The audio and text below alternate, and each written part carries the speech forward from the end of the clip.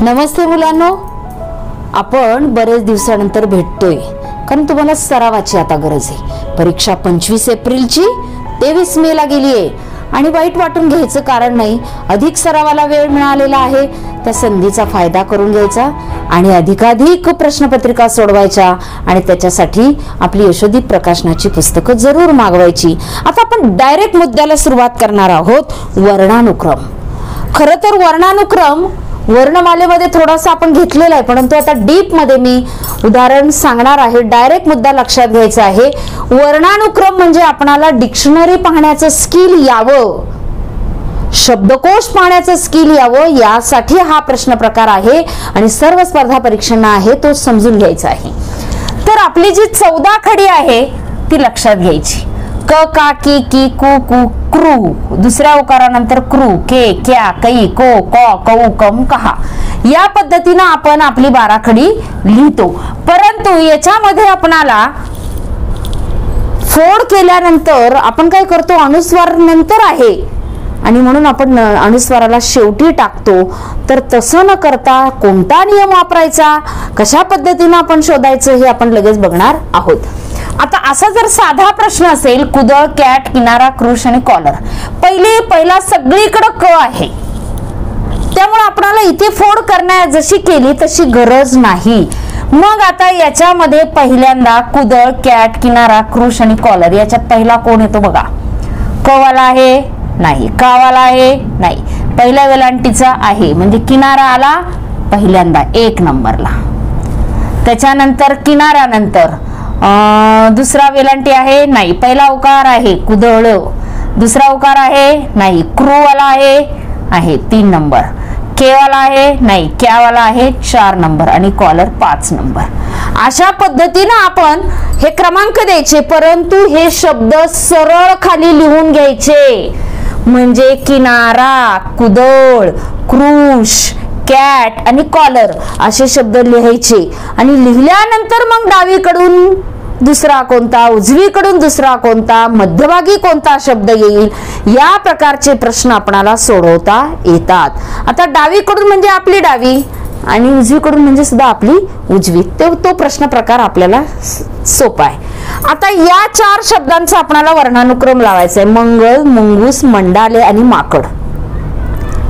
आता याच्यामध्ये आपणाला काय करेल आहे की म वाले आहेतच, परंतु अनुस्वार आल्यामुळे आपणाला इथे फोड करण्याची गरज आहे। तर फोड कशी करायची, म अर्धा त्याच्यात अ स्वर मिळाला की म अधिक अनुस्वार, ग अर्धा अधिक अ, मग ग, ल अधिक अर्धा लिहायचं अक्षर असतं म्हणून त्याला पाय मोडलेला आहे। मुंगूस कसा लिहिला, म पहिला उकार म्हणून ओ उखळीचा अधिक अनुस्वार अधिक ग, दुसरा उकार अधिक स, मुंगूस। मंडाले म अधिक अ, ड अधिक आ, ल अधिक ए, एक मात्रा म्हणजे ए। माकड म अधिक आ, क अधिक अ, ड अधिक अ। अशा पद्धतीने आपण आता फोड केलेली आहे। आकार वेल्ह्यानुसार फोड करून वर्णानुक्रम लावल्यास आपलं उत्तर अजिबात चुकत नाही आणि म्हणून आकार वेल्ह्यानुसार आपणाला ह्या अशी शब्दाची फोड करता आली पाहिजे। आता म सगळीकडे सारखाच आहे, मग आता याच्यात अ मिसळलाय, इथं अ 2 नंबरला आहे म्हणजे आपणाला या दोघांचाच पहिल्यांदा विचार करावा लागेल।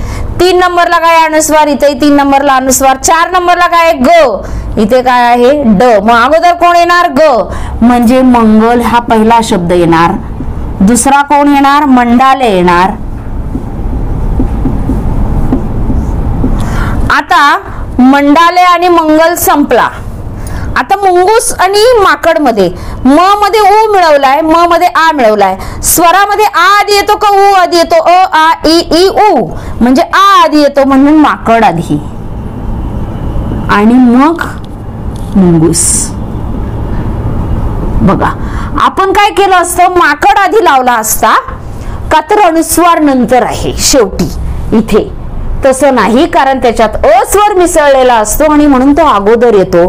म्हणून अनुस्वाराच्या शब्दांचं आकार वेल्यानुसार व्यवस्थित करायचं. कोणताही शब्द आला ना की आकार वेल्यानुसार असं फोड करायची आणि मग तुम्हाला उत्तर सांगता येईल. मग डावीकडून दुसरा मंडाले, उजवीकडून दुसरा माकड, डावीकडून तिसरा माकड, अशा पद्धतीने आपणाला सोडवता येईल.